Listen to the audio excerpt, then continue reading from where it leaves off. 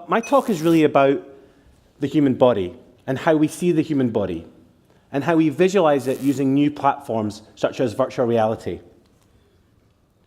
And I want to start off at the movies. The year was 1987, and I was 11 years old. I got my first Sonny Mocklin that year. It was a big year for me. And I went to see the feature film Inner Space, as Justine said. And it's a bit of fun, it's a comedy. It's about a craft that gets miniaturized with its pilot to the size of a grain of sand and injected into a hapless cashier, Jack Putter. And in that moment, it was transformative.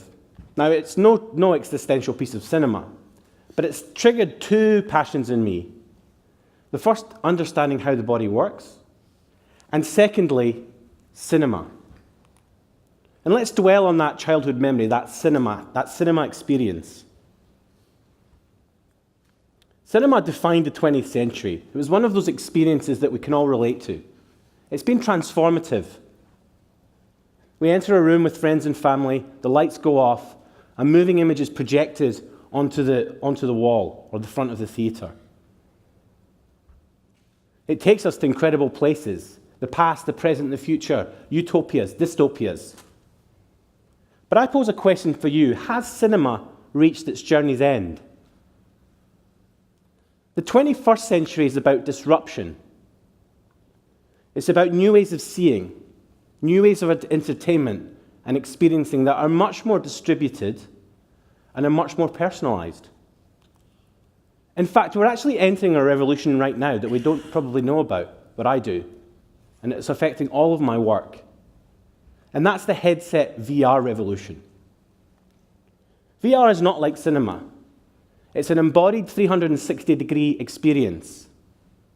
You're in the moment. You dwell on a situation.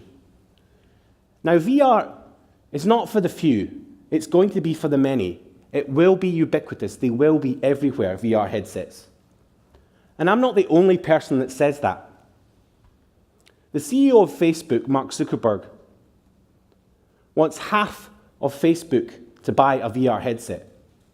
Now, that doesn't sound like many people, does it? Well, there's 2 billion subscribers on Facebook.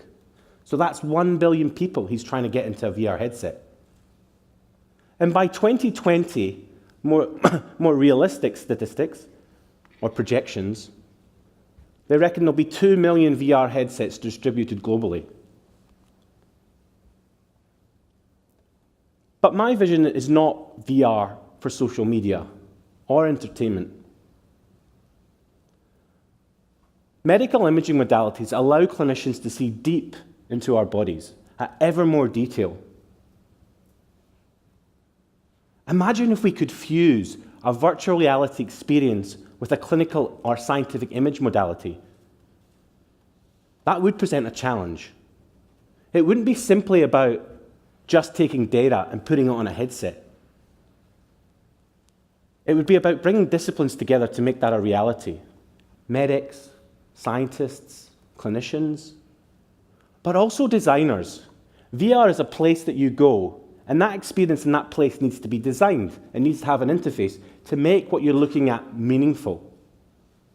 I want to give you 2 examples, 2 projects that we're working on here at UNSW that's working with these groups and fusing medical imaging modalities with VR to make a new type of reality. So the first example I want to talk about was the result of a serendipitous moment, as many moments when you do research are. It was 2014, and I bumped into the director of the rehab unit at St. Vincent's Hospital here in Sydney. And he said to me, "John, I've got a problem with communication with my patients." And I said, "Right. I need to be able to explain what a stroke is and why a patient's had a stroke in a much more clear way. In this case, ischemic stroke, when you have a blockage in one of the narrow vessels in your brain. But being a designer, I wanted to understand, why is that important? Why is communication so critical in stroke? Surely it's about taking a tablet or having surgery done. Well, he explained there's 3 factors, 3 areas that we could address. First of all, motivation. How do you motivate patients to do rehab? And they argue that to motivate patients to do rehab, you have to communicate in a much clearer way about why they had the stroke and what the rehab is actually doing. Secondly, anxiety. Anxiety is a big problem related to complications as a result of the stroke. And actually minimizing that anxiety is really important. Could clearer explanation of what stroke is and why the stroke occurred actually lower the level of anxiety? And prevention. How do we prevent further strokes happening? After your first stroke, you're 6 times more likely to have another one. But 80% of recurring strokes are actually preventable. So we pose that better communication tools could actually make a difference in these 3 areas. So again, inquisitive designer, asking difficult questions about what might seem like an obvious problem. How do you communicate at the moment? Well, they communicate through, obviously, verbal explanation, diagrams, but we also use data. We use the patient's data. We show them the pictures. And these images playing behind me are a brain scan, an MRI scan of a patient that's had a stroke. And the bright white areas in the middle of the scan are the blood vessels in the brain, the high signal areas, the high flow areas. But the problem with this image and showing it to a patient is it's encoded. It's designed for a clinical radiologist to write a report. It's not necessarily designed as a prop in explanation during a consultation. So what if we could reconstruct this image into 3 dimensions to turn the vessel into a 3D virtual object? But actually that's been done before. What if we could go much further? What if we could make an immersive experience? You could walk along your stroke, along the vessel to the point where the stroke occurred with your clinical professional. You go on a virtual journey in a 360 virtual reality environment. Now that sounds like science fiction, but it's not. That's what we did on this project. So this video playing behind me is a virtual reality, 3-dimensional reconstruction of a vessel from data. And the patient's moving their head from side to side. They're trying to make sense of where they are. And they're walking down the blood vessel. And they bring up a map. The first thing we found was that the blood vessels in the brain are quite similar, and you can get lost very quickly. So we actually had to design maps. We also had to bring in digital lighting to illuminate the virtual data and put red blood cells as they pass through. Now, in actual fact, a vessel in the brain would be in complete darkness, and you would be absolutely pummeled with red blood cells. You wouldn't be able to make sense of anything. So this visualization, this VR experience, is a hybrid of visual design and 3D data. And this is the patient walking up and following the clot as it's about to lodge, as the stroke is about to happen. And we're now running trials in the clinic using this prototype as a vehicle to test whether we can address these issues of rehabilitation, anxiety, and stroke reoccurrence. But we're now moving our VR work to a different level, from the macro of the stroke to the micro and the nano level. This is a journey to the center of the cell. This is a second larger project where we take EM data, electron microscope data, and we visualize it in 3 dimensions to support 2 key areas. Because you may ask, for what purpose would we put this type of data into VR and turn it into 3D and make it a virtual experience? We're doing it to tackle 2 areas. First of all, importantly, education. This is complex science. These are difficult images to understand, even to specialists. So how do we communicate that to our students? So education and using VR could be a tool. Secondly, science discovery. How do we sharpen the spear of science discovery using VR experience? Could we actually give scientists a new way of looking at our data? Rather than down a microscope, could we reconstruct it in 3D and then allow them to go on a virtual field trip? So we've started to do this. We've started to build up this cancer cell, this 2-dimensional slice through a cell, into a 3D model. And this is what we call a wireframe.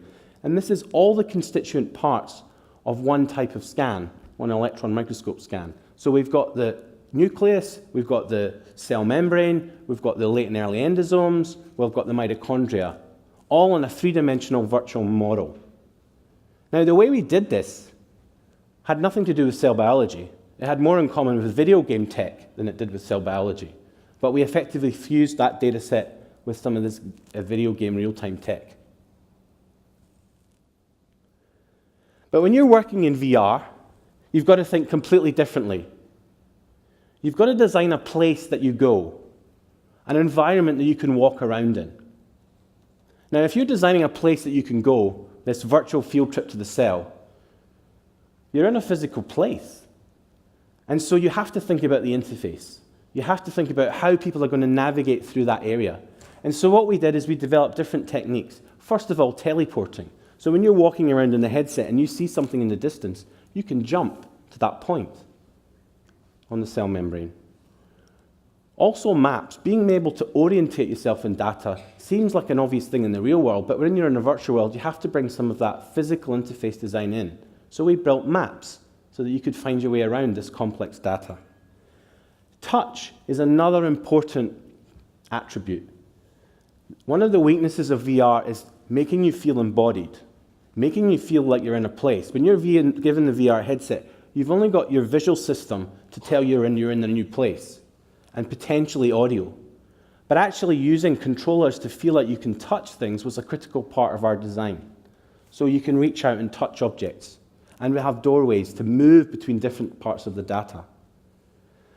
But the exciting part for me was the testing.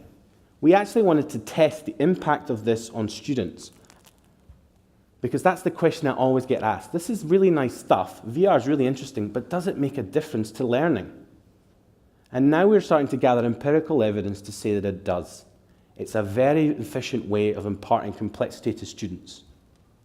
Much more efficient than any learning media, like a video, like a presentation, like notes or diagrams, because you're in an embodied field trip, as it were. So where do we see the future of this? Where do we want to take this?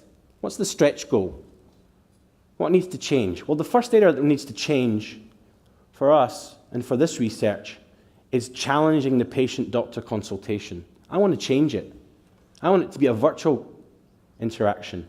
I don't want it to be bound by geographic location.